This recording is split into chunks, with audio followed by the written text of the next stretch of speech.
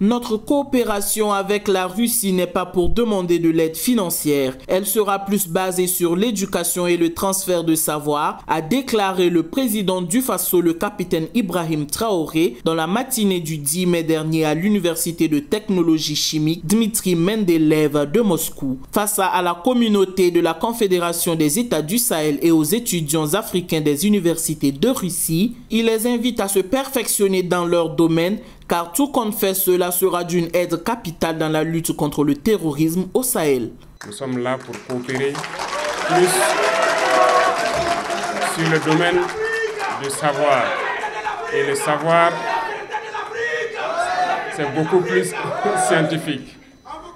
Et vous, ici présents dans cette université scientifique, je vous admire beaucoup parce que normalement, vous devrez apprendre et pratiquer la science, les chimies et la radiotechnique.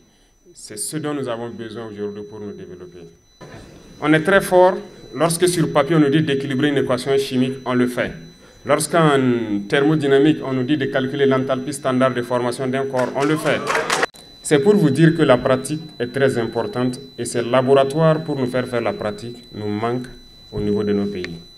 Voilà pourquoi nous voulons dupliquer ce genre d'université chez nous pour que nos jeunes qui se forment dans les matières scientifiques aient de la matière pratique et qu'ils ne soient pas juste des théoriciens. Le président du Faso, le capitaine Ibrahim Traoré, en plus de s'attarder sur l'importance de la pratique des savoirs théoriques, a aussi livré à ses vis-à-vis un cours de chimie et au-delà, un argumentaire sur le rôle que pourrait avoir la chimie dans la géopolitique actuelle du Sahel marquée par la guerre. Nous sommes en guerre.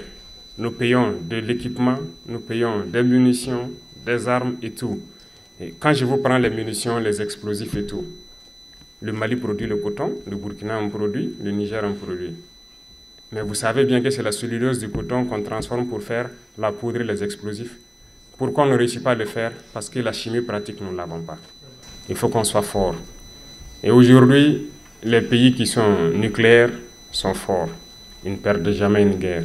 Profitez donc apprendre, parce que nous avons besoin de vous pour développer nos pays. Selon le chef de l'État, il faut à tout prix vaincre cette guerre générée par l'impérialisme avec l'apport de tous, dont celui de cette diaspora. Il invite par ailleurs ses étudiants à s'appliquer sérieusement dans leur formation pour mettre en pratique leur savoir au bénéfice du développement de leur pays et pour transmettre leurs connaissances aux générations futures.